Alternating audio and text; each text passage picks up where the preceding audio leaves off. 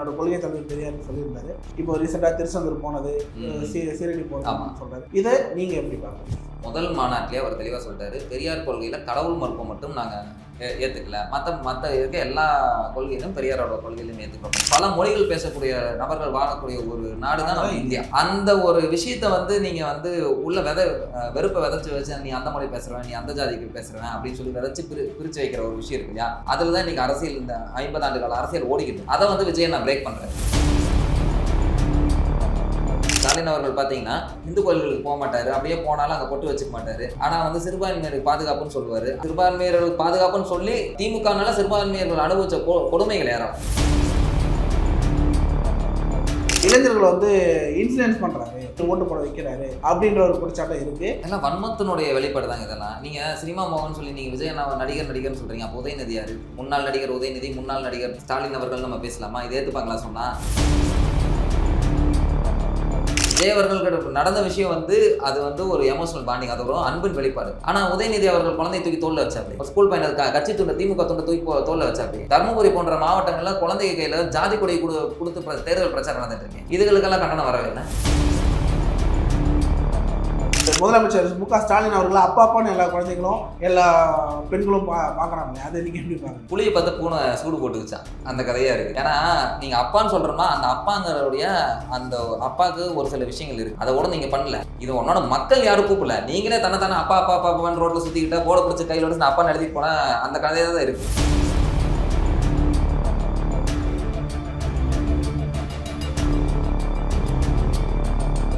ஆக்சுவலாக எல்லாருக்கும் தாவேக்கா பக்கம் புதிதாக ஆரம்பிக்கப்பட்ட கட்சி 2 வருஷம் தான் ஆயிருக்கு.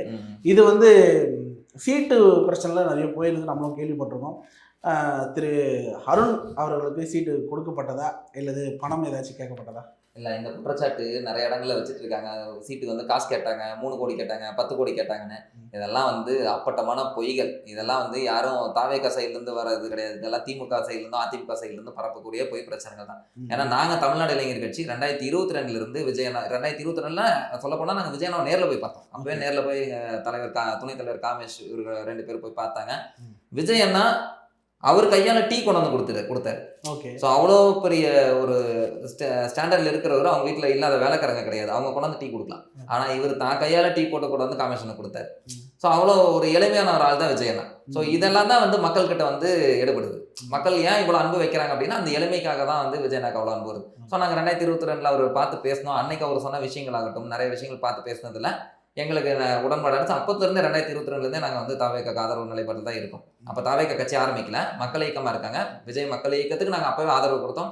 நடந்த கவுன்சிலர் எலெக்ஷன்லையும் நாங்கள் அவங்களுக்கு வேலை செஞ்சு கொடுத்தோம். கவுன்சிலர்ஸ் நிறைய வின் பண்ணாங்க. அதுக்கப்புறம் கட்சி ஆரம்பிச்சாலும் தொடர்ச்சியாக எங்கள் டீம் காமேஷ் நீங்கள் பார்த்துருப்பீங்க, காமேஷ், பிரதீப், லோகேஷ், நரேஷ் இவங்க எல்லாருமே தொடர்ச்சியாக தாவேக்காக்கு சப்போர்ட்டாக தான் நாங்கள் செயல்பட்டுக்கிட்டு இருக்கோம். ஆதரவு நிலைப்பாட்டு தான் இருக்கும். சீட்டு கொடுக்கலையான்னு கேட்டால் தாராளமாக அவங்க கொடுத்தாங்க. கிட்டத்தட்ட 4 தொகுதிகள் எங்களுக்கு கொடுக்கப்பட்டுச்சு. அதை நாங்கள் எடுத்துக்கல. என்ன காரணம் அப்படின்னா பசங்க அங்கே வேலை செஞ்சுருக்காங்க, 2 வருஷமாக வேலை செஞ்சுருக்காங்க. எங்களுக்கு நாங்களும் வேலை 10 வருஷமாக களத்தில் இருக்கோம். இதெல்லாம் நிறைய. அப்போ நீங்கள் வேலை செய்யலையா? நாங்கள் வேலை செஞ்சுருக்கோம். ஆனால் அதை தாண்டி பசங்க வேலை செஞ்சுருக்காங்க. இன்னும் நல்ல வேட்பாளர்கள் அவங்க அறிமுகப்படுத்தியிருக்காங்க. அப்போ நாங்கள் 4 சீட்டு வாங்கி 2 எம்எல்ஏ ஆகிறத விட எங்களுக்கு இங்கே மாற்றம் வரும். மாற்றங்கிறத தாண்டி இங்கே இருக்க பிரச்சனைகள் தீர்வும். அந்த தீர்வை தமிழ்நாடு இளைஞர் கட்சி பண்ணுறது ஒரு 10%, அதை விஜயண்ணா பண்ணல அது 100% போகுது. அப்போ எங்களுக்கு அங்கே பிரச்சனைகள் தான் தீரணும். நாங்கள் முன்னாடி வரணும், எங்களுக்கு சீட்டு வேணுங்கிற அந்த எண்ணம் எங்களுக்கு கிடையாது. எங்களுக்கு டைலாகாக சொல்லணும்னா எங்களுக்கு நோட்டோட சீட்டை விட எங்கள் நாடு தான் முக்கியம் அப்படிங்கிற கான்செப்ட் தான் உண்மையை சொல்ல போனோம். ஸோ அதனால் நாங்கள் என்ன பிளான் பண்ணோம் அப்படின்னா, சரி எங்கள் கட்சி நிர்வாகிகள் எங்களுக்கு சீட்டு வேண்டாம்னு சொல்லி நாங்கள் சொல்லிட்டு காமேஷ் அவர்களுக்கு ஒரு தொகுதி கொடுக்கப்பட்டது. நாங்கள் ஒவ்வொருத்தரும் ஒவ்வொரு வேட்பாளர் கூட சேர்ந்து அந்த வேட்பாளர்களை வெற்றி செய்யறதுக்கான எங்களுக்கு தெரிஞ்ச விஷயங்கள் ஆல்ரெடி எலெக்ஷன் ஃபேஸ் பண்ணியிருக்கோம். இந்த விஷயங்களை அவங்க கூட சேர்ந்து ஒர்க் பண்ணுறோம். உதாரணத்துக்கு டி நகரில் பார்த்தீங்கன்னா ஆனந்தனா கூட காமேஷ் அடுத்த கேள்வி அதான் இருந்தது. ஆக்சுவலாக தமிழ்நாடு இளைஞர் கட்சிக்கு எந்தெந்த தொகுதிகள் கொடுக்கப்பட்டது? நீங்கள் ஏன் வேணாம்னு சொன்ன தொகுதிகள் என்னென்ன? அந்த தொகுதிக்கு அறிவிக்கப்பட்ட வேட்பாளர்கள் யார்? இல்லை, அப்படி நம்ம எல்லா தொகுதியும் நம்ம வெளிப்படையாக சொல்லிட முடியாது. இது ஏதாச்சும் 1-2 சொல்லலாம். உதாரணத்துக்கு பார்த்தீங்கன்னா ஸ்ரீரங்கம் எங்களுக்கு கொடுக்குற மாதிரி இருந்தது, திருப்பூரில் எனக்கு ஒரு தொகுதி கொடுக்குற மாதிரி இருந்துச்சு. நாங்கள் இதெல்லாம் ஆக்சுவலாக எங்கள் கட்சி பசங்களுக்குமே அந்த எண்ணங்கள் இருந்துச்சு. ஒரு தொகுதியாவது கடைசிக்கு வாங்கி இருந்திருக்கலாம் அப்படின்னு. இப்போ வேலூரில் நரேஷெல்லாம் பார்த்தீங்கன்னா ஒரு 2 கின்னஸ் ரெக்கார்ட் ஹோல்ட் பண்ணியிருக்காரு. ஸோ அப்படிப்பட்ட கேண்டிடேட்ஸ் கூட ஒரு சீட் வாங்கி இருந்திருக்கலாம் அப்படிங்கிற பேச்செல்லாம் வந்துச்சு. பட் ஆனால் எங்களுக்கு எங்கள் கட்சிக்குன்னு ஒரு சில விஷயம் இருக்கும் இல்லையா? நாங்கள் எதை நோக்கி பயணிக்கிறோம், எங்களுக்கு என்ன நடக்கணும்னு இருக்கு. அப்போ அது நடக்கையில் எங்களுக்கு நாங்கள் நினச்ச விஷயம் தான் நடக்கணும் இல்லையா? எங்களுக்கான அந்த சுயநலம் எங்களுக்கு தேவையில்லை. நாங்கள் இந்த விஷயம் என் தொகுதியில் இது மாறணும்னு நினச்சோம், இதை நான் வந்து மாற்ற முடியும்னு நினச்சேன். ஆனால் என்னோட பெட்டராக ஒரு ஆள் வரையில நான் உங்களுக்கு வழி கொடுக்குறதா சரியா இருக்கும். என்னால் பண்ண முடியும், ஆனால் என்னோட பெட்டராக வரையில நான் உண்மையெல்லாம் விட மாட்டேன், நான் தான் அதை பண்ணுவேன்னு சொல்லி அதை அந்த வழியை மறைச்சு வைக்கிற வேலை வந்து எங்ககிட்ட கிடையாது. ஏன்னா நாங்கள் அடிப்படையாக நாங்கள் ஒரு கொள்கை வச்சுருக்கோம், தலைவர்களை உருவாக்காதீங்க, நீங்கள் ஒவ்வொரு வாழ்லையும் நீங்கள் தலைவர்கள், இளைஞர்களை தலைவர்களை கொண்டு வரணும் அப்படிங்கிற விஷயத்தை நோக்கி தான் நாங்கள் பயணிக்கிறோம். அப்படி இன்னைக்கு மேசிவ் க்ரௌடை வச்சு என்ன உள்ள கொண்டு வந்து வச்சிருக்காரு. அப்படிங்கிறப்ப நாங்கள் அவங்களுக்கு சப்போர்ட் பண்ணுறது தான் ஆக சிறந்ததாக தான் இருக்கும். அந்த இடத்துல போயிட்டு எனக்கு வேணும்னு சொல்லி நான் கேட்குறது வந்து பேருக்கு வாங்கிக்கலாம், பட் ஆனால் அது வந்து மக்களுக்கு எந்த அளவுக்கு எடுபடும் அப்படிங்கிற ஒரு விஷயம் இருக்குது. அதனால நாங்கள் அதை அக்செப்ட் பண்ணிக்கல. ஓகே, நீங்கள் சொல்கிறதுலே புரியுது. விஜய் வந்து ஒரு வலுவான சக்தியாக தமிழ்நாட்டில் வராரு, அவர் மீது உள்ள நம்பிக்கையில் நீங்கள் வந்து இது வேறான்னு சொல்லியிருக்கீங்க. கண்டிப்பாக விஜயால் எனக்கு ஒரு சின்ன சின்ன சந்தேகங்கள் இருக்குது. திமுக இருக்கட்டும், அதிமுக இருக்கட்டும், எனக்கு இப்போ ரீசெண்டாக தாவேகா தலைவர் மீது, விஜய் மீது ஒரு சின்ன ஒரு அவநம்பிக்கை அப்படின்னு சொல்கிறதா இல்லை ஒரு குற்றச்சாட்டுன்னு சொல்கிறதான்னு எனக்கு தெரியல. அவர் வந்து பெரியார் கொள்கைன்னு சொல்லியிருந்தார், என்னோடய கொள்கை தலைவர் பெரியார்னு சொல்லியிருந்தார். நான் சில சமூக வலைதளம், பல சமூக வலைதளம் பார்த்துருப்பீங்க. இப்போ ரீசெண்டாக திருச்செந்தூர் போனது, சீரடி போனதுன்னு சொல்கிறாரு. இது வந்து ஒரு மாதிரி குற்றச்சாட்டை தான் விஜய் நோக்கி வருது. குற்றச்சாட்டுன்றத விமர்சனம், குற்றச்சாட்டு எல்லாமே அவர் நோக்கி வருது. இதை நீங்கள் எப்படி பார்க்குறீங்க? இல்லை, பெரியார் கொள்கையை ஏற்றுக்கிட்ட விஜய் அண்ணா தமிழக வெற்றி கழகம் முதல் மாநாட்டிலே அவர் தெளிவாக சொல்லிட்டாரு, பெரியார் கொள்கையில் கடவுள் மறுப்பை மட்டும் நாங்கள் ஏற்றுக்கல, மற்ற இருக்க எல்லா கொள்கையிலும் பெரியாரோட கொள்கையிலும் ஏற்றுக்கிறோம் அப்படின்னு. பெரியாருமே கடவுள் மறுப்பை ஏன் வந்து அவர் கடவுள் மறுப்பை தெரிவிச்சார் அப்படின்னா, இந்த ஜாதி ஒழியணும்னு நினைச்சார். அப்போ ஜாதிக்கு ஜாதி எங்கேருந்து உருவாகுதுன்னா மதத்தின் அடிப்படையில் தான் ஜாதி உருவாகுது அப்படின்னு சொல்லி வரப்போ, அப்போ அந்த மதத்துக்கு கடவுள் இருக்கு, அப்போ ஜாதி ஒழிக்கணும் அப்படின்னா ஃபர்ஸ்ட் நீங்கள் மதத்தை ஒழிக்கணும், மதத்தை ஒழிக்கணும்னா கடவுளை ஒழிக்கணும் அப்படின்னா அப்போ அந்த கடவுளையும் எதுக்கிற தயாருங்கிறதா பெரியாரோட கோட்பாடு. அவர் வந்து கடவுளை வந்து நேரடியாக அந்த கடவுள் நம்பிக்கையே வேண்டாம்னு அவர் சொல்ல கிடையாது. பெரியாருமே அதை சொல்ல கிடையாது. அவர் சொன்னது இந்த ஜாதி ஒழிக்கணும் அப்படின்னா ஜாதி ஒழிக்கிற தடையா இருக்கிறது மதம், மதத்தை ஒழிக்கிற தடையா இருக்கிறது கடவுள், அப்ப கடவுளையும் சேர்த்து நான் எதுக்குறேங்கிறது தான் பெரியார் அவர்களும் வச்சார். ஸோ இன்னைக்கு விஜய் அண்ணா வந்து ஜாதியோ மதம் எதையுமே அவர் பார்க்கல. ஸோ அவர் அன்பை மட்டும்தான் விதைக்கிறாரு. இத்தனை நாளா இந்த பெரியார் கொள்கையை திசை திருப்பி இது மூலமா ஒரு வெறுப்பு அரசியலை பண்ணிட்டு இருந்தாங்க.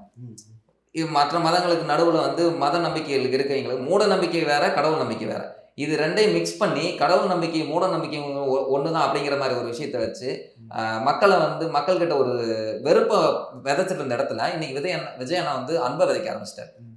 அப்படியெல்லாம் இல்லை, மூட நம்பிக்கையில் ஏற்றுக்காதீங்க, அது நாங்களும் மூட நம்பிக்கையில் எதிரானவங்க தான், ஆனால் ஒவ்வொருத்தரோட கடவுள் நம்பிக்கைக்கு நம்ம மதிப்பு கொடுக்கணும். இங்கே வந்து நம்ம இந்தியாவே அப்படிதானே, கண்டிப்பாக நம்ம இந்தியாவே எல்லா வகையான மதத்தினரும் எல்லா வகையான ஜாதியினரும் பல மொழிகள் பேசக்கூடிய நபர்கள் வாழக்கூடிய ஒரு நாடு தான் நம்ம இந்தியா. அந்த ஒரு விஷயத்த வந்து நீங்க வந்து உள்ள வெறுப்பை விதைச்சு வச்சு நீ அந்த மொழி பேசுறவன், நீ அந்த ஜாதிக்கு பேசுறவன் அப்படின்னு சொல்லி விதைச்சு பிரிச்சு வைக்கிற ஒரு விஷயம் இருக்கு இல்லையா, அதுலதான் இன்னைக்கு அரசியல், இந்த 50 ஆண்டு கால அரசியல் ஓடிக்கிட்டு இருக்கு. அதை வந்து விஜய் நான் பிரேக் பண்றாரு.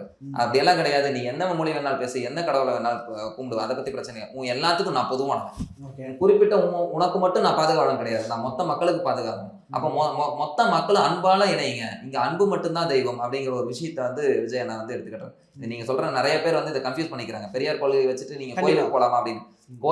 கடவுள் மறுப்பை மட்டும் விஜயனை தெளிவா ஃபர்ஸ்ட் மாநாட்டிலே சொல்லிட்டாரு, பெரியாரனுடைய அந்த கடவுள் மறுப்பு கொள்கையை தவிர மற்ற எல்லா கொள்கையும் நம்ம ஏற்றுக்கிறோம் அப்படின்னு. அது இன்னும் டீட்டெயில்டாக பேசணும்னா பெரியாருமே கடவுள் மறுப்பு, அதாவது சொன்ன ஆல்ரெடி நம்ம அதை சொல்லிட்டேன், கடவுள் மறுப்பை சொன்னதுக்கும் காரணம் இருக்குது. பெரியார் வந்து டைரெக்டாக வந்து கடவுள் வந்து எது நீங்கள் சாமி கும்பிட்றீங்க, நீங்கள் சாமியே கும்பிடக்கூடாதுன்னு சொல்ல, ஜாதியின் அடிப்படையில் ஜாதி ஒளி இந்த விஷயத்தை தான் பெரியார் அவர்கள் எடுத்தார் இல்லையா, கடவுள் நீங்கள் கும்பிட்றதோ அவங்களோட நம்பிக்கையில் இது பண்ண கிடையாது, மூட நம்பிக்கையில் எடுத்தார்.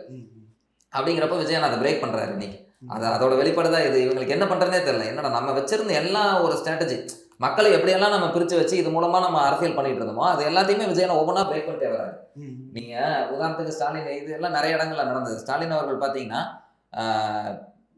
யதார்த்தம், இந்து கோயில்களுக்கு போக மாட்டார், அப்படியே போனாலும் அங்கே பொட்டு வச்சுக்க மாட்டார், ஆனால் வந்து சிறுபான்மையினர் பாதுகாப்புன்னு சொல்லுவார். ஆனால் வந்து அவங்களுக்கான சிறுபான்மையர்கள் பாதுகாப்புன்னு சொல்லி திமுகனால சிறுபான்மையர்கள் அனுபவிச்ச கொடுமைகள் ஏறலாம், அதெல்லாம் வந்து அந்தந்த மதத்தை சேர்ந்தவர்களுக்கே இருக்கும். ஆனால் இங்கே தாவேக்கா வரையில் இவங்க என்ன சொல்கிறாங்க, சிறுபான்மையினு கூட சொல்ல, அவங்களாம் நம்ம சகோதரர்களாக பார்க்குறாங்க. சிறுபான்மைன்னு சொல்லி அவங்கள வேற்றுமைப்படுத்துறீங்க, அவங்க நம்ம சகோதரர்களாக பாருங்கள், நம்மள ஒருவராக பாருங்கள் அப்படிங்கிற ஒரு விஷயத்தை கொண்டு வராங்க. இந்த இடத்துலயே வந்து திமுகவோட அந்த பிளான் வந்து உடையுது.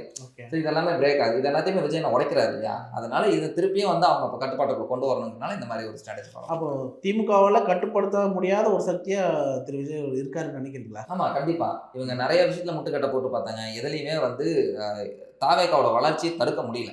நம்ம ஆரம்பத்திலிருந்து பார்த்துருக்கோம், இன்னைக்கு அதான் சொன்ன பார்த்தீங்களா, பூத் ஏஜென்ட் வரைக்கும் உங்களால் முதல்ல வந்து மாவட்ட செயலாளர் போட முடியுமா அப்படின்னாங்க, கூட்டம் நடத்த முடியுமா அப்படின்னாங்க. எல்லா மாவட்ட செயலாளரும் போட்டாங்க. பூத் ஏஜென்ட் போட முடியுமான்னாங்க. இன்னைக்கு பூத் ஏஜென்ட் தாவேகா பூத் ஏஜென்ட்ஸ் பண்ண வேலையில பார்த்து திமுக 50 ஆண்டுகால ஆட்சி கட்சி ஆடி போய் நிற்கிது. என்னடா இந்த பசங்க இப்படி இருக்கானுன்ட்டு. ஏன்னா உள்ள வந்ததுக்கப்புறம் அவன் தண்ணி குடிக்க கூட வெளியே போல. அவனுக்கு பர்மிஷன் இருக்கு, ப்ரிசைடிங் ஆஃபீஸர் கிட்ட கூட போய் சொல்லிட்டு போய் தண்ணி குடிச்சு சொல்லலாம். ஆனால் அவன் வெளியே போகல. நான் முடியாது, ஒரு செகண்ட் கூட நான் வேஸ்ட் பண்ண மாட்டேன். அந்த டைம்ல நீ கல் அவுட் போட்டுருவோம் விட மாட்டேன்னு சொல்லி பசங்க உட்காந்துருக்காங்க. அப்படி இருந்தும் நிறைய இடத்துல அடிதடி பண்ணி எல்லாம் கல் அவுட் போட்டிருக்காங்க. அதெல்லாம் ரெண்டாவது. ஆனால் பசங்களோட அந்த அர்ப்பணிப்பு இருக்கு இல்லையா? அப்போ நீங்க 2 வருஷத்துக்கு முன்னாடி கட்சி ஆரம்பிச்சப்ப மரத்து மேலே குதிக்கிறான், டிரான்ஸ்ஃபார்மர் மேலே ஏறான்னு சொன்னீங்க. அவனை எவ்வளோ தூரம் பக்குவப்படுத்தி கொண்டு வந்து இன்னைக்கு உள்ள பூத் ஏஜென்ட்ல உட்காந்து அவனோட ஓட்டர் ஐடி வெரிஃபை பண்ணி ஒவ்வொரு ஓட்டர்ஸுக்கும் பக்காவாக அவங்க வந்திருக்க பர்சன்ஸும் ஓட்டர் ஐடியில் இருக்க ஃபோட்டோஸும் மேட்ச் ஆகுது, இதெல்லாமே வெரிஃபை பண்ணுற அளவுக்கு அவனை பக்குவப்படுத்திருக்கீங்க இல்லையா? இதுதான் தாவேகாவோட வளர்ச்சி. இதை வந்து தடுக்க முடியல, தடுக்கவும் முடியாது. திரு தாவேகா தலைவர் விஜய் அவர்களை இன்னொரு குற்றச்சாட்டு என்னன்னா, இளைஞர்கள் வந்து அரசியல் பக்குவப்படுத்திட்டாரு அப்படின்னு நீங்கள் சொல்கிறீங்க. திமுகவும் சரி இல்லாது அதிமுகவும் சரி, இளைஞர்கள் வந்து இன்ஃப்ளூயன்ஸ் பண்ணுறாரு, தன்னோட சினிமா மோகத்தினால அவர் இன்ஃப்ளூயன்ஸ் பண்ணி ஓட்டு போட வைக்கிறாரு அப்படின்ற ஒரு குற்றச்சாட்டம் இருக்குது. இது வந்து உண்மையா இல்லது பொய்யா? இது எல்லாம் வன்மத்தினுடைய வெளிப்பாடு தாங்க இதெல்லாம். நீங்கள் சினிமா மோகன் சொல்லி நீங்கள் விஜய் நடிகர்னு சொல்கிறீங்க. அப்போ உதயநிதி யாரு? முன்னாள் நடிகர் உதயநிதி, முன்னாள் நடிகர் ஸ்டாலின் அவர்கள் நம்ம பேசலாமா? இதை ஏற்றுப்பாங்களா சொன்னால்? இதெல்லாம் ஏற்றுக்க மாட்டாங்க. நீங்கள் குழந்தைகளை இன்ஃப்ளூயன்ஸ் பண்ணுறாங்கன்னு சொல்கிறீங்க. குழந்தைகளுக்கு வந்து சினிமாவும் தெரியாதுங்க, கதை என்னன்னு தெரியுமா, அந்த கதை டைரக்ஷன் என்னன்னு தெரியுமா, ஒன்றும் தெரியாது, பாலிடிக்ஸ் தெரியாது. அப்போ குழந்தை வந்து வீட்டில் வந்து தன்னோட பெற்றோரை வந்து ஓட்டு போட சொல்கிறாங்க அப்படின்னா அது விஜய் நாம இருக்கிற ஒரு பாண்டிங், அது ஒரு எமோஷனல் பாண்டிங். இன்னைக்கு தமிழகத்தில் இருக்க பெரும்பாலான பெண்கள் விஜய் அண்ணாவை தன்னோட கூட பிறந்த அண்ணா நினைக்கிறாங்க. அது அவங்க மட்டும் நினைக்கல, அவங்க குழந்தைகளும் தன்னோட தாய்மாமனா விஜய் அண்ணாவை பார்க்குறாங்க. ஸோ அந்த வீடியோஸ் எல்லாம் அதை தான் காட்டுது. அது வந்து ஓட் பேங்காக காட்டுற, ஓட்டு போடுங்கன்னு சொல்கிற விஷயம் கிடையாது. அவங்க விஜய் அண்ணா மேலே வச்சிருக்கிற ஒரு அன்பு, அந்த தாய்மாமா மேலே வச்சிருக்கிற ஒரு பாசம், அதனுடைய வெளிப்பாடு தான் அந்த பெற்றோர்கள். ஏன்னா ஆல்ரெடி சொன்னேன், பெற்றோர்களுக்கு தெரியும் குழந்தை எப்படி வளர்க்கணும்னு. அந்த வீடியோஸ் அவங்க ரெக்கார்ட் பண்ணி போடுறாங்க. அவங்க ஆல்ரெடி டிசைட் பண்ணிட்டாங்க டிவிக்கு தான் ஓட் பண்ணுறோம் அப்படின்னு சொல்லிட்டு. அப்போ டிவிக்கு ஓட் பண்ணுற டிசைட் பண்ண இடத்துல இவங்க மட்டும் பண்ணல, குழந்தைகளுமே அந்த அன்பை வச்சிருக்கிறாங்க அப்படிங்கிறதான் அந்த வீடியோஸ் எல்லாம் நம்ம காட்டுது. ஸோ என் குழந்தை பாரு, எங்கள் அண்ணன் என் அண்ணனை நான் மட்டும் அண்ணனா பார்க்கல, என் குழந்தையும் தாய் மாமனா பார்க்குது அப்படிங்கிற ஒரு அந்த அன்பை தான் வெளிக்காட்டுது. இது வந்து திமுகனாலையும் அதிமுகனாலையும் எந்த கட்சியினாலையும் கடந்த காலங்களில் பண்ண முடியல. அப்படி நீங்கள் பார்த்தீங்கன்னா கமலஹாசன் கூட தான் நடிகர், அவருக்கு எத்தனை பேர் இப்படி வந்து சப்போர்ட் பண்ணாங்க? நீங்கள் குழந்தைகளை இன்ஃப்ளூயன்ஸ் பண்ணுறீங்க, குழந்தைகளை வந்து தேர்தல் இருக்கா பயன்படுத்தக்கூடாதுன்னு சொல்கிறீங்க. அதை விஜய் அவர்கள் மட்டும் தான் பண்ணாரா? விஜய் அவர்கள் நடந்த விஷயம் வந்து அது வந்து ஒரு எமோஷனல் பாண்டிங், அது ஒரு அன்பின் வெளிப்பாடு. ஆனால் உதயநிதி அவர்கள் குழந்தையை தூக்கி தோல்ல வச்சாப்பே, ஒரு ஸ்கூல் பையனை கட்சி துண்டை திமுக துண்டை தூக்கி தோல்ல வச்சாப்பே. தருமபுரி போன்ற மாவட்டங்களில் குழந்தை கையில் ஜாதி கொடி கொடுத்து தேர்தல் பிரச்சாரம் நடந்துட்டு இருக்கேன். இதுகளுக்கெல்லாம் கண்டனம் வரவே இல்லை. இதெல்லாம் நம்ம யோசிக்க வேண்டியது இருக்குல்ல. அப்போ இதெல்லாம் மாத்துறது அரசியல் மோகம் மட்டும் இல்லை. நீங்கள் ஒரு விஷயம் ஓட்டு போட வச்சிருக்காருன்னு சொல்கிறீங்க, நல்லது தானே? கண்டிப்பாக குழந்தைகள்லேருந்து அரசியல் கற்றுக்கணுங்க. குழந்தைகள் இது வந்து ஹிந்தி எதிர்ப்பு போராட்டத்துக்கு அப்புறம் 2 கட்சிகளும் திட்டமிட்டு கட்டமைப்பு உருவாக்கி காலேஜஸ்லையும் ஸ்கூல்ஸ்லையும் இளைஞர்களும் மாணவர்களும் அரசியல் கற்றுக்கூடாதுன்னு வச்சுருக்காங்க. ஏன்னா இளைஞர்கள் மாணவர்களும் அரசியல் கற்றுக்கிட்டா நம்ம குழப்பம் ஓடாது அப்படிங்கிறத தெரிஞ்சுக்கிட்டு இந்த 2 கட்சிகளும் இந்திய எதிர்ப்பு போராட்டத்திலிருந்து ஸ்கூல் காலேஜஸில் நடந்த அந்த எலெக்ஷன்ஸ் எல்லாம் ஸ்டாப் பண்ணி இதெல்லாம் உங்களுக்கு தேவையில்லாது, நீங்கள் படிக்கிற வேலையை பாருங்கள், அப்படி அதான் நல்லவங்க மாதிரி தெரிவாங்க, ஆனால் கெட்டவங்க. அவங்க சொல்கிற விஷயம் நல்லது மாதிரி இருக்கும், ஆனால் பேக்ரவுண்டில் மிகப்பெரிய ஒரு மாஸ்டர் பிளான் இருக்கும். ஸோ இதை கிட்டத்தட்ட ஒரு 40 ஆண்டு காலமாக இவங்க ஃபாலோ பண்ணி கொண்டு வராங்க. அதை வந்து நீங்கள் விஜய் என்ன பிரேக் பண்ணுறாரு. ஸ்கூல் பசங்களும் அரசியல் என்னென்னு பார்க்குறாங்க, காலேஜ் பசங்களும் அரசியல் என்னென்னு பார்க்குறாங்க. நீங்கள் எடுத்தோன்னே எல்லா விஷயத்தையும் ஒட்டுக்கா கற்றுக்க முடியாது. நீங்கள் ஒரு குழந்தை வந்து டாக்டர் படிக்க போகுது அப்படின்னா அது 6th 7th பயாலஜி படிச்சிருக்கணும், பேசிக்ஸ் படிச்சிருக்கணும். அப்போ கொஞ்சம் கொஞ்சமாக படித்து 10th ஸ்டாண்டர்ட்லேருந்து அதுக்கப்புறம் வந்து பயாலஜியில் இன்னும் அடுத்த ஸ்டெப்ஸ் போய் அதுக்கப்புறம் ஆப்ரேஷன் இந்த மாதிரி எல்லாத்தையும் தியரட்டிக்கலாக ஃபஸ்ட்டு படிச்சுட்டு அதுக்கப்புறம் ப்ராக்டிக்கலாக ட்ரை பண்ணணும். அப்படிங்கிறப்ப நீங்கள் எலெக்ஷனை பற்றியும் அரசியலை பற்றியும் நீங்கள் குழந்தைகளுக்கு ஒரு 6th ஸ்டாண்டர்ட்லேருந்து இது வந்து கொண்டு வரணும். பாடக்கல்வியிலே எனக்கு கேட்டால் கொண்டு வரணும். அரசியல்னா என்ன, நம்ம இந்திய தேர்தல் கான்ஸ்டியூன்சி பற்றி வந்து அவங்க சொல்லிக் கொடுக்கணும், நம்ம சட்டம் எப்படி வேலை செய்யுது, அரசியல் மக்களுக்கு எப்படி வந்து நல்ல விஷயங்களை சொல்லிக் கொடுக்குது, இதெல்லாம் நம்ம கொண்டு வரணும். இது எல்லாத்தையும் நம்ம கொண்டு வர விட்டுட்டு இந்த அரசியல்னாலே ஒரு சாக்கடை, அது வந்து குழந்தையை கற்றுக்கக்கூடாது, மாணவர்கள் தெரிஞ்சுக்கக்கூடாது அப்படின்னு சொல்லி அதை மறைச்சு வச்சுட்டீங்க. இது அவங்க தெரிஞ்சதுனால தான் மக்களுக்கு அவங்க கேள்வி. ஏன்னா நீங்கள் ஒரு 35+ இருக்க ஆட்கள் வந்து அவ்வளோ சீக்கிரம் வந்து கேள்வி கேட்டுற மாட்டாங்க. ஏன்னா அவங்களுக்கு வந்து ஒரு குடும்பம் உருவாயிரும், அவங்க குடும்பங்களை பார்த்துக்கிறதுக்கே நேரம் சரியாக இருக்கும். அப்படிங்கிறப்ப நடக்கிற பிரச்சனைகளுக்கு அவங்க கேள்வி எழுப்புறதுக்கு மனசுக்குள்ளே இருக்கும், ஆனால் அவங்களுக்கு நேரம் இருக்காது. ஆனால் காலேஜ் படிச்சிருக்கீங்க தான் அந்த கேள்வி கேட்குற துணிச்சலும் இருக்கும், அவங்களுக்கு அந்த நேரங்கள் இருக்கும். அப்போ பிரச்சனைகளை பற்றி அவங்க அட்ரஸ் பண்ணணும். ஸோ இது பிரச்சனை இருக்கு, இது வந்து இந்த அரசியல்வாதி தீர்க்க தவறிட்டாங்க அப்படிங்கிறப்ப இதை நம்ம கேள்வி கேட்கணும், இதை மாற்றணுங்கிற அந்த எண்ணம் வரும். அது நடக்கவே கூடாதுன்னு பார்த்துட்டு இருந்தாங்க, இப்போ அது நடக்குது. இதை வந்து அவங்களால ஜீர்ணிச்சிக்க முடியாதனால தான் இந்த மாதிரியான குழந்தைகள் வந்து யூஸ் பண்ணுறாங்க, திரைக்க வச்சு யூஸ் பண்ணி இவர் வந்து ஓட்டு வாங்குறாரு அப்படின்னு சொல்லி என்னமோ பேசிட்டு இருக்காங்க. தமிழ்நாடு எலெக்ஷனில் 35% ஓட்டு ஒருத்தர் பெறுறாருன்னா கிட்டத்தட்ட எனக்கு தெரிஞ்சு ஒரு 120லேருந்து 130 சீட் வரைக்கும் வந்துடும், வெற்றி பெறக்கூடிய ஒரு வாய்ப்பு இருக்கு.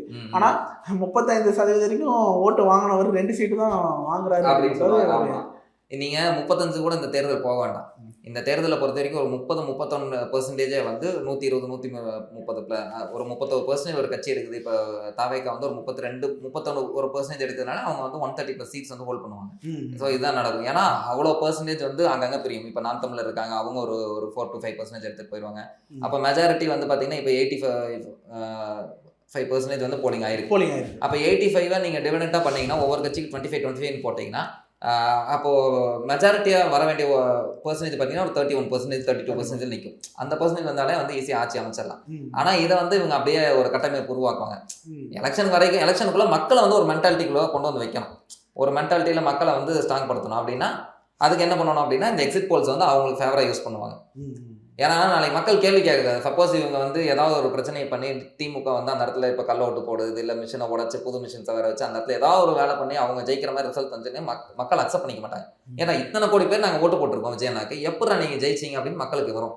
அப்போ மக்களை மன ரீதியாக தயார்படுத்தணும். இல்லை திமுகவுக்கு தான் வந்து ஃபேவராக இருக்குது அப்படின்னு அந்த ஒரு வேலையை வந்து இன்னைக்கு ஈவினிங் வந்து பார்ப்பாங்க அப்படின்னு நான் சொல்கிறேன். நீங்கள் சொல்லலாம்ல, இவிஎம் மிஷினை ஓட்டு மாற்றிடுவோம், வீட்டை இவிஎம் மிஷினில் உடச்சிருவோம், இந்த மாதிரி திமுக பண்ணக்கூடிய ஆட்களா? ஏன்னா பண்ணுவாங்க. இல்லை நான் அதுதான் கேட்குறேன். ஏன்னா 2 வருஷம் ஆன கட்சியை பார்த்து ஒரு பயந்து 75 வருட கால திமுக திராவிட கட்சிகள் வந்து பயந்து இந்த மாதிரி செயல்களை செய்யக்கூடிய ஆட்களாக இருப்பாங்களா? கண்டிப்பா பண்ணுவாங்க. ஏங்க பண்ண மாட்டாங்கன்னு நினைக்கிறீங்க? ஏன் பண்ண மாட்டாங்கன்னு நினைக்கிறீங்க? இது பண்ணாத ஆளுங்களா அவங்க? இந்த இப்போ நடந்து முடிஞ்ச போலிங்ல எத்தனை இடத்துல மிஷின் உடைக்கப்பட்டிருக்கு. கிருஷ்ணகிரியில ஒரு பூத்துல மிஷின் உடைச்சிருக்காங்க திமுக காரங்க. அந்த ஒரு கிராமம் திமுக ஓட்டு போடலன்னு தெரிஞ்சாலும் அங்க போய் தண்ணியை கட் பண்றாங்க, அங்க இருக்க சின்டாக்ஸ் உடைக்கிறாங்க, அந்த கிராமத்துக்கு தண்ணி கிடையாதுன்ட்டு. கம்ப்ளைண்ட் கொடுக்க போன கம்யூனிஸ்ட் சேர்ந்த தோழர்களை கைது பண்றாங்க, கம்ப்ளைண்ட் கொடுத்தவனை கைது பண்றாங்க, டேங்கை உடச்சவனை கைது பண்ணல, கம்ப்ளைண்ட் கொடுக்க போனா கூட்டணி கட்சியை சேர்ந்த நபர்களை கைது பண்றாங்க. அப்ப இது திமுக பண்ணாத நினைக்கிறீங்களா? 2009 காலகட்டங்கள்ல இங்க சென்னையில இருக்க சட்டக்கல்லூரியில உள்ள வந்து ரவுடிகள் அடிச்சாங்க, திமுக காரங்க தான் அடிச்சாங்க, எல்லாத்துக்குமே தெரியும். வெளியே அவ்வளவு போலீஸ் வேடிக்கை பார்த்துச்சு, ஒருத்தனை கேட்டு வாசல்ல போட்டு அடிச்சாங்க. இன்னைக்கும் அந்த வீடியோஸ் எல்லாம் பாத்தீங்கன்னா அவ்வளவு கொடூரமா இருக்கும். வெளியே போலீஸ் அவ்வளவு போலீஸ் கை கட்டி வேடிக்கை பார்த்து திமுக ஆட்சியில் தான் நடந்துச்சு. திமுக ஆட்கள் தான் உள்ள விட்டு அடிச்சாங்க. கேட்டா ரவுடின்னு சொன்னாங்க. அப்ப போலீஸ்க்கு என்ன வேலை? ரவுடி அடிச்சுக்கிட்டு இருக்கப்ப நீங்க அங்க போய் தடுத்துருக்கோம் இல்லையா? தடுக்காம வெளியே நின்று வேடிக்கை பார்த்தீங்க. இது எல்லாமே திமுக பண்ண வேலை. ஸோ காவலர்களோட கைகள் கட்டப்படுது. இன்னைக்கு நிறைய காவலர்கள் வந்து கும்பிடுறாங்க. பிசி லெவலில் இருக்கிற ஆட்களும் எஸ்ஐ லெவல் கிரேட்ல இருக்கிற காவலர்களும் வெளிப்படையாக எங்கிட்ட நாங்கள் போராட்டங்களை சொல்றாங்க, யூனிஃபார்மை போட்டு நிற்கிறதுக்கு எங்களுக்கு கேவலமா இருக்கு. ஒரு திமுக காரமா மாவட்ட செயலாளர்ன்ட்டு வரான், யார் சார் நீ கேட்டேன், நான் அவ்வளோ வார்த்தை பேசுறான், யூனிஃபார்ம் போட்டு அவனை எதிர்த்து கூட பேச முடியல, இந்த இடத்துல யூனிஃபார்ம் கழட்டு விட்டாங்கன்னா இதுக்கெல்லாம் ஒரு மாற்றம் வரணும்ப்பா, எங்களால் சமாளிக்க முடியல அப்படின்னு. அவங்க வந்து போலீஸ்காரங்க அவங்க முன்னாடி உட்காரக்கூடாதுங்க. நீங்க கவர்மெண்ட் அஃபீஷியல்ஸ் வராங்க, ஒரு வந்து எம்எல்ஏ எம்பி வராரு, அவங்க முன்னாடி போலீஸ்காரங்க எந்திரிச்சோம்னா உங்களுக்கு ஒரு மரியாதை கொடுக்கும், அக்செப்ட். ஒரு வட்ட செயலாளர் ஒரு வார்டு செயலாளர் வர்றாரு அப்படின்னா அவர் முன்னாடி பிசி கிரேட்ல இருக்கீங்க உட்காரக்கூடாது. இது மறைமுகமா கொடுத்துருக்க ஆர்டர்ஸ் போலீஸ்காரங்களுக்கு. அப்ப இவங்களோட அராஜகம் எவ்வளவு தூரம் இருக்குன்னு பாருங்க. இவ்வளவு தூரம் அராஜகம் பண்ற ஆட்கள் அங்க கவுண்டிங் அன்னைக்கு மிஷின் உடைக்க மாட்டாங்கன்னு நினைக்கிறீங்க? கண்டிப்பா நடக்கும். சிம்பிள் பிரதர், நம்ம ஒவ்வொரு கேண்டிடேட்டுக்கும் ஒரு டேபிளுக்கு ஒரு ஆள் தான் அலோடு. ஆனா திமுக காரங்க மட்டும் உள்ள 10 பேர் இருப்பாங்க. ஏன்னா அவங்க சுயேட்சை கேண்டிடேட் போட்டு வச்சிருப்பாங்க. 7 சுயேட்சை கேண்டிடேட்னு 7 பேர் உள்ள வைப்பாங்க. நம்மளால அங்க ஒருத்தர் தான் இருப்பாங்க. ஈஸியா நம்மளால அங்க கவர் பண்ண முடியும், அங்க ஒரு பிரச்சனை கிரியேட் பண்ண முடியும். அப்போ போலீஸ்காரங்க பிரச்சனை கிரியேட் பண்றதுக்காக வருவாங்க. ரூமோட என்ட்ரன்ஸ் ஓப்பன் ஃப்ரீயா இருக்கும். கேட்டுக்குள்ள உள்ள போது மிஷின் தூக்கி போட்டு உடைப்பாங்க. கண்டிப்பா நடக்கும். இது நடக்குதா இல்லையான்னு மட்டும் பாருங்க சார். நீங்க சொன்ன மாதிரி ஓகே, விஜய் அவர்கள் தாய் மாமனா பார்க்காங்க, அண்ணனா பார்க்காங்க. ஆனா திரு முதலமைச்சர் மு.க. ஸ்டாலின் அவர்கள் அப்பா அப்பான்னு எல்லா குழந்தைகளும் எல்லா பெண்களும் பார்க்குறாங்களே, அதை நீங்க எப்படி பார்க்குறீங்க? அப்போ அவங்களுக்கும் அந்த வாக்கு சாதகம் போக செய்யும். இது வந்து புளியை பார்த்து பூனை சூடு போட்டு வச்சான் அந்த கதையா இருக்கு. ஏன்னா நீங்க அப்பான்னு சொல்றோம்னா அந்த அப்பாங்கிறவுடைய அந்த அப்பாவுக்கு ஒரு சில விஷயங்கள் இருக்கு. ஒரு அப்பானா ஒரு குடும்பத்துல ஒரு தலைவன் ஒரு அப்பாவா இருக்காருன்னா அவர் எப்படி இருக்கணும், தன்னோட குடும்பத்தை எப்படி பாதுகாக்கணும், அதை கூட நீங்க பண்ணல. இது உன்னோட மக்கள் யாரும் கூப்பிடல, நீங்களே தன்னை அப்பா அப்பா அப்பான்னு ரோட்ல சுத்திக்கிட்ட போட பிடிச்ச கையிலோட நான் அப்பா எழுதிட்டு போனா அந்த கதையா தான் இருக்கு. இதெல்லாம் வந்து மக்கள் சிரிக்கிறாங்க. உண்மையிலேயே அவங்களுக்கு தெரியுதா தெரியலன்னு சொல்றேன். இதை வந்து அவங்களோட மூளைக்கு எட்டுதான்னு எனக்கு தெரியல. மக்கள் சிரிக்கிறாங்க. தாத்தா வயசுல இருக்குது அப்பான்னு கூப்பிட சொன்னா பிறந்த குழந்தை எப்படி அப்பான்னு கூப்பிடும்? கொள்ளு தாத்தா வயசு இப்ப கொள்ளு பேத்தி எடுத்தாச்சு, அந்த வயசுல வந்து நான் அப்பா உங்களுக்கு அப்பாவா இருப்பேன்னு சொன்னா எந்த குழந்தை அதை ஏத்துக்கும்? மாமான்னு சொல்றது ஓகே, அது வந்து ஒரு உறவு முறையில் அடங்கும். தன்னோட அம்மா, என் அம்மா வந்து எங்க அம்மாவோட அண்ணனா நம்ம அம்மான்னு கூப்பிடுவோம், அது உறவு முறை. இது ஆர்கானிக்கா உண்டாகிறது. இதை நீங்க செயற்கையா வந்து என்னையும் அப்பான்னு கூப்பிடு அப்படின்னா யாரு கூப்பிடுவாங்க? நீங்களே சிரிக்கிறீங்க பாத்தீங்களா? சீரியஸா பிரதர், இதெல்லாம் வந்து அவ்வளோ கேவலமா, இதெல்லாம் ஃபன் மெட்டீரியல், ட்ரோல் மெட்டீரியல் இந்த கண்டென்ட் எல்லாம். அதே மாதிரி நீங்கள் திமுக காரங்க வந்து பிரச்சனை பண்ணுறாங்க, ஓட்டு இவிஎம் மிஷினே உடை பண்ணுறாங்க. ஆனால் ஓட்டு போடும்போது பல இடங்களில் திமுக சார்பிலையும் அதிமுக சார்பிலையும் மற்றும் தாவேகா இவங்க 3 பேர்கிட்டையும் ஒரு வாக்குவாதம் மற்றும் பிரச்சனைகள் நடந்தது, கைகலப்பு கூட நடந்ததுன்னு சொன்னாங்க. இது வந்து எந்தெந்த தொகுதிகளில் நடந்ததுன்னு நமக்கு அக்யூரேட்டாக தெரியாது. ஆனால் பல கிராமங்களையும் சரி, பல நகர மெட்ரோபாலிஸ் சிட்டிலையும் நடந்திருக்கு. எக்மோர் தொகுதியில் ஒரு சில கைகலப்புகளும் சண்டைகளும் நடந்துன்னு சொன்னாங்க. அதை பற்றி நீங்கள் சொல்லுங்க ப்ரோ, ஏன்னா நீங்கள் தான் அங்கே இருந்தீங்க. ஆமாம், இல்லை போலிங் டே முன்னத்தினாலும் நிறைய இடங்களில் தாக்குதல் நடந்துச்சு, போலிங் டே அன்னைக்கு நடந்துச்சு, பிரச்சாரங்களையுமே நடந்துச்சு. பிரச்சாரங்களில் தனியாக பிரச்சாரம் பண்ணிக்கிட்டு இருந்த எங்கள் பெண் உறுப்பினர்கள், ஆமாம், எங்கள் கட்சியோட பெண் நிர்வாகிகள் தாக்கப்பட்டிருக்காங்க. நீ வந்து எப்படி எங்கள் ஏரியாக்குள்ள வந்து ஓட்டு கேட்கலான்னு சொல்லி பெண் நிர்வாகிகள், தனியாக அந்த பெண் நிர்வாகிகள் தாக்கப்பட்டிருக்காங்க. மற்ற வீட்டில் ஸ்டிக்கர், அவங்க வீட்டு ஓனர் ஸ்டிக்கர் ஓட்டுற ஓகேங்கிறாங்க, ஸ்டிக்கர் ஓட்டின பெண்ணை கையை பிடிச்சி முறுக்கி பெண்ணை அடிச்சிருக்கிறாங்க. இதுவும் எக்மோர் தொகுதியில் தான் நடந்துச்சு. போலிங் டேக்கு முன்னத்து நாள் பூத் ஏஜென்ட்ஸ் அலோகேட் பண்ண போறோம், அவங்களுக்கான ஃபார்ம்ஸை கொடுக்க போறோம், நீங்க எதுக்கு இங்க நிக்கிறீங்கன்னு சொல்லி எடுத்தாங்க. எந்த கட்சிக்காரங்க? திமுக. ஓகே, திமுக. நம்ம சும்மா சொல்லக்கூடாது, ஏடிஎம்கே மேல அந்த மாதிரி பழையெல்லாம் நம்ம போடக்கூடாது. அவங்க ஏடிஎம்கே எந்த இடத்துலையுமே அந்த மாதிரி பண்ணல. ஏதோ ஒரு சில இடங்கள்ல அந்த ஒரு தனிப்பட்ட ஏடிஎம்கே நபர் அந்த மாதிரி வேலைகளை பார்த்துருக்காரு, கட்சியா வந்து அவங்க பார்க்கல. ஆனா இங்க கட்சியா அந்த வேலையை பார்த்துச்சு. அந்த ஏரியாவில் இருக்க வட்ட செயலாளர் ஆளுகளை கூப்பிட்டு வந்து எங்களை அடிச்சாங்க. ஒரு எமர்ஜென்சிக்கு ஃபோன் எடுத்து இப்போ கண்ட்ரோல் ரூம் கால் பண்ணலான்னு ஃபோன் எடுத்தா ஃபோன் அப்படி இப்படி யாரு கூப்பிட்றேன்ட்டு எங்க விஷயம் வெளியே போகாத அளவுக்கு வச்சு அடிச்சாங்க. இந்த மாதிரி விஷயம் நடந்தது. துறைமுகத்தும் கேண்டிடேட் நீங்க பாத்துக்கலாம், சேகர்பாபு என்ன பண்ணாருன்னு சொல்லிட்டு, அவர் வேட்பாளர் அங்க இருக்கிற வக்கீல் அடிக்க போறாங்க, வேட்பாளர் நான் என்ன நம்பி வந்திருக்காங்க, பசங்களை எப்படி விட முடியும்னு சொன்னதுக்கு உன்னை குத்தி போட்டுரும் அப்படின்னு சொல்லியிருக்காரு. இது வெளிப்படையாவே அவரு தாவேக்காவோட வேட்பாளர் இதை அட்ரஸ் பண்ணியிருக்காங்க. போனை வச்சு அவர் வயிற்றுல வச்சு சொல்லியிருக்காங்க, சேகர்பாபு இங்கே உன்னை போட்டு பாக்குறியா அப்படின்னு சொல்லிட்டு. இவ்வளவு ஒரு அராஜகமான ஒரு ஆட்கள் தான். ஒரு பிரபல அரசியல் விமர்சகர் அவங்களுடைய வீட்டுக்காரரை அன்னைக்கு போலிங் டே அன்னைக்கு அடிச்சு உதட்டுல 3 தையல் போட்டு, அவங்க பேரை நான் சொல்ல முடியாது, ஏன்னா இது திருப்பி அவங்களுக்கு பிரச்சனையா வரும் அப்படிங்கிறனால அவங்க பேரை சொல்ல முடியும். நிறைய சேனல்ஸ்ல உட்காந்து பேசுறீங்க, ஒரு பிரபலம் அவங்களுக்கே இதுதான் நிலைமை. அப்போ பப்ளிக்கோட நிலைமை யோசிச்சு பாருங்க. அப்போ யார் இதெல்லாம் இவங்க எதை வந்து மக்கள் என்னை ஏற்று நீ கேள்வி கேட்கக்கூடாது, கேள்வி கேட்டாலும் நான் அடிப்பேன் உதைப்பேன், இதை வந்து மக்கள் மைண்ட்ல வந்து புகுத்துறாங்க. ஒரு கட்சிக்காரன், ஒரு பிரபலமான இருக்கிற ஒரு அரசியல் விமர்சகருக்கே இந்த நிலைமை அப்படின்னா பப்ளிக் யோசிப்பான்ல, அவனுக்கே அந்த நிலைமை. அவனுக்கு 100 பேர் வந்து நிற்பான், அவனுக்கு செலவு பண்ற கட்சி இருக்கு. நான் சாதாரண நடுத்தர குடும்பத்தை சேர்ந்தேன், எனக்கு யார் வந்து நிற்பான், எனக்கு ஏதாவது ஆச்சுன்னா என் குழந்தை குட்டி யார் பார்த்துப்பான். அப்போ அவங்களை எதிர்த்து கேள்வி கேட்க தோணுமா மக்களுக்கு? அதை தான் இவங்க பண்றாங்க. அதை வந்து இந்த எலெக்ஷன்லேயே அவங்க காட்டுறாங்க. ஏன்னா இது எதுக்கு அவங்க இதை பண்றாங்க அப்படின்னா, திருப்பி நாங்கள் எப்படியாவது ஜெயிச்சு வந்துருவோம், கேள்வி கேட்டாம அவனை நீ செத்தடா நீ அப்படிங்கிறது தான் இது காட்டுது. மக்கள் எவனும் கேள்வியே கேட்டுக்கூடாது. திமுக நான் என்ன வேணாலும் கொள்ளையடிப்பேன், எவ்வளோ ரேப் வேணாலும் பண்ணுவோம், எந்த விஷயத்த வேணாலும் நாங்கள் எவ்வளோ வேணாலும் கஞ்சா வியாபாரம் பார்ப்போம், எவனும் எங்களை கேள்வி கேட்டுருக்காது. எங்களை போட்டு கொடுத்தீங்கன்னா நான் உன்னை தான் தூக்கி உள்ள வைப்பேன். அது நீ மற்ற கட்சியில் இல்லை, என் கூட்டணி கட்சியாக இருந்தாலும் தூக்கி உள்ள வைப்பேன். எஸ்எஃப்ஐ சேர்ந்த மாணவர்கள் அவங்க நிர்வாகிகள் தூக்கி உள்ள வச்சிருக்காங்க. கண்டிப்பாக இதை வந்து தொடர்ச்சியாக பண்ணிட்டு தான் இருக்காங்க. இத்தனையும் செய்யறதுக்கு என்ன காரணம்? திமுக வந்து முழுக்க தாவேகா தலைவர் விஜயை பார்த்து பயப்படுறாங்களா? ஆமாம் பிரதர், ஏன்னா 2021 தேர்தலுக்கு அப்புறம் அதிமுகங்கிற ஒரு கட்சி எங்கே இருக்குன்னே தெரியாமல் போயிடுச்சு. 2 வருஷம் ஃபர்ஸ்ட் 2021 தேர்தல் இவங்க வின் பண்ணி வந்தப்போ ஒரு 1.5 வருஷம் டிஎம்கேவோட செயல்பாடுகள் ஓரளவுக்கு ஓகேங்கிற மாதிரி தான் இருந்துச்சு. அதுக்கப்புறம் எதிர்கட்சி இல்லை, நம்ம எதிர்க்க ஆள் இல்லை, நம்மளை மீறி எவன் வந்துருவான், இனி வந்து நம்ம இந்த இடத்துல அசைக்க முடியாத ஒரு சக்தியை உட்காந்துட்டோம்னு நினைச்சாங்க. ஆனால் அதுக்கு ஒரு மாற்றம் 2023 விஜய் எனக்கு களம் கட்டுறாரு. அவருக்கு வந்து மேசிவ் சப்போர்ட்ஸ், அவங்க இவங்க மேலே வச்ச குற்றச்சாட்டுகள் எதையுமே அவங்க காதில் வாங்கிக்காம அவங்களோட வேலையை ரொம்ப கண்ணுங்கருத்துமாக பார்த்து அது எல்லாத்தையுமே வந்து பிரேக் பண்ணி சூப்பராக வந்து கட்சி சூப்பராக வளர்ந்து வந்துட்டு. இது வந்து அதான் சொன்னேன் இல்லையா, திமுகவுடைய அந்த பேஸ்மெண்ட்டை வந்து ஷேக் பண்ணி பார்க்குதுன்னு இல்லை, திமுக பேஸ்மெண்ட் காலி ஆயிடுச்சு. இதுதான் உண்மை. இன்னைக்கு திமுக நிறைய பேர் வந்து எதுக்கு தேவையில்லாம வேலை செஞ்சுட்டு எதுக்கு காசு. சார் பிரதர், திருப்பூர்ல ஒரு பஞ்சாயத்து, திருப்பூர் மாவட்டம் பல்லடம் தொகுதியில் ஒரு பஞ்சாயத்துக்குள்ள திமுக வந்து பிரச்சாரம் பண்றாங்க. ஆட்கள் எவ்வளவு ரெகுலரா 200 ரூபாய் 500 ரூபாய் காசு கொடுத்து போவாங்க. அன்னைக்கு எவ்வளவு கூட்டு போறாங்க, இன்னைக்கு 50 ரூபாய்க்கு ஆள் கிடைக்குமான்னு கேட்கறாங்க. அந்த நிலைமைக்கு வந்துட்டாங்க திமுக காரங்க. சீரியஸ்.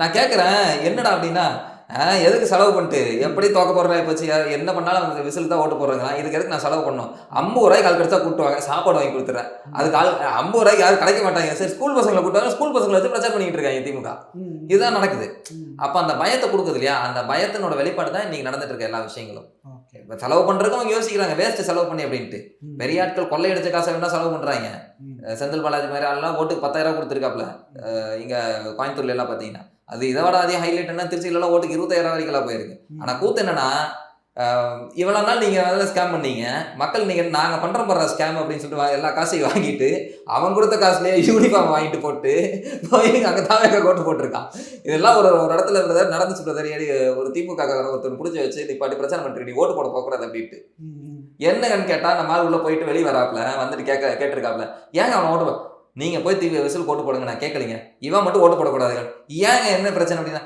என்கிட்ட காசு வாங்கிட்டு என் காசுல யூனிஃபார்ம் வாங்கிட்டு வந்திருக்காங்க இவன் வாங்கிட்டு அது ஏன் முன்னாடியே ஓட்டு போறேன் தவிர ஓட்டு போறேன்னு போறாங்க நான் எப்படி ஓட்டு போய் ஓட்டே போடக்கூடாது அப்படின்னு பிரச்சனை பண்றாங்க திமுக அவன் நீ மத்தவங்கள கூட பரவாயில்ல என்கிட்ட காசு வாங்கினீங்களா என்கிட்ட காசு வாங்கிட்டு எனக்கு ஓட்டு போறேன்னு சொல்லிட்டு நீ வெள்ளையும் காக்கி பட்டி போட்டு வரனா நீ யாருக்கு ஓட்டு போட்டேன்னு தெரிஞ்சு நீ உள்ளே போகக்கூடாதுன்னு பண்றாங்க இந்த சிச்சுவேஷன் கிரியேட் ஆயிருச்சு அப்ப இதெல்லாம் பயத்தை கொடுக்குது தானே அப்ப திமுக 50 ஆண்டு கால கட்சி 2 வருஷம் கட்சி பார்த்து பயப்படுதுன்னு உண்மைதானே இது அக்செப்ட் பண்ணி தான் ஆகணும் அந்த பயம் ஏற்பட்டிருக்கு அப்போ இளைஞர்கள் இடையிலையும் மக்களுக்கு இடையிலையும் விஜய் ஒரு முதலமைச்சர் சீட்ல தமிழ்நாடோட முதலமைச்சர் ஆவார்ன்ற ஒரு நம்பிக்கை இருக்குன்னு சொல்றீங்க இந்த எக்ஸிட் போல் தாவேகா தரப்புல எந்த மாதிரியான ஒரு தாக்கத்தை ஏற்படுத்தும் தாவேகா பசங்க தெளிவா இருக்காங்க நிறைய மாவட்டங்கள்ல நீங்க அமைச்சரவை பட்டியலை போட்டு நம்ம பசங்க போஸ்ட் அடிச்சு ஒட்ட ஆரம்பிச்சிட்டாங்க இவ்வளவு வாக்கு வித்தியாசத்துல வெற்றி பெற்ற எங்க விஜய் எனக்கு வாழ்த்துக்கள்னு சொல்லி போஸ்ட் அடிச்சு ஒட்ட ஆரம்பிச்சு ஏன்னா மக்களின் தீர்ப்பே மகேசன் தீர்ப்பு சரிங்களா அப்போ மக்கள் என்ன நினைச்சிருக்காங்க மக்களோட உண்மையான மனநிலைமை என்ன அப்படிங்கிறது அந்த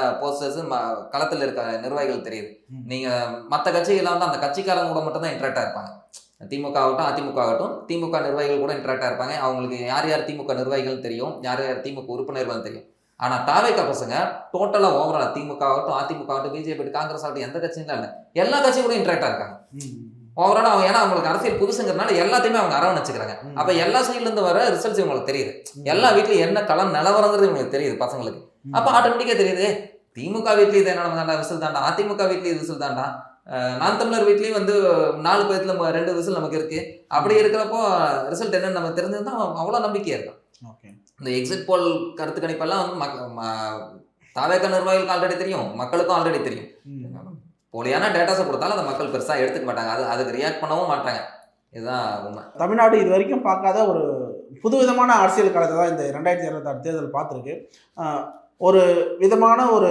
ஐபத்தனிக்கலான ஒரு கொஸ்டின் தான் தாவேகாவும் அதிமுகவும் அதாவது திரு விஜய் அவர்களும் எடப்பாடி பழனிசாமி அவர்களும் கை கோர்த்து தான் ஆட்சி அமைக்கணும் அப்படின்ற ஒரு நிலைமை வந்தால் விஜய் அவர்கள் எடப்பாடியோட கை கோப்பாரா இல்லை வாய்ப்பு இருக்குது அதாவது பிஜேபி இல்லாமல் ஒரு அரசாங்கம் உருவாகுது அப்படின்னா வாய்ப்புகள் இருக்குது அந்த இடத்துல விஜயனா தான் முதல்வராக இருப்பார் அதுதான் நான் திரும்ப சொல்ல வரேன் விஜயனா முதல்வர் இல்லாமல் ஒரு தாவேகா செயல் ஆட்சி அமைக்குமானா அது அமைக்காது இதை தாவேகா நிர்வாகிகளும் யாரும் மக்களே ஏற்றுக்க மாட்டாங்க மக்கள் விஜயனாக்காக தான் ஓட்டு போடுறாங்க இந்த கேண்டிடேட்ஸோட தொகுதி வாரியான வாக்குறுதி இது எல்லாத்தையும் தாண்டி மேசிவான ஓட்டு யாருக்கு வருது அப்படின்னா விஜயனாங்கிற அந்த ஒரு முகம் தான் அந்த ஒரு பிராண்டு தான் அப்போ அது இல்லாமல் வேற ஒருத்தரை கூட்டிகிட்டு நிற்கணும்னா அதை மக்கள் அக்செப்ட் பண்ணிக்க மாட்டாங்க இது விஜயனாக்கும் நல்லா தெரியும் ஸோ அதனால விஜயனா will be the CM candidate அப்போ அது நடக்குது அப்படின்னா ஷோராக நடக்கும் ரிசல்ட் மே 4ஆம் தேதி வருது ரிசல்ட்டுக்கு வந்ததுக்கப்புறம் யார் ஆட்சி அமைக்கிறாங்க யார் பக்கம் ஆதரவு போகுது பல கேள்விகளுக்கு பதிலாக நீங்கள் கிடச்சிரும் இன்னும் ஒரு நேர்காணலில் நம்ம சந்திப்போம் அது வரைக்கும் நன்றி வணக்கம்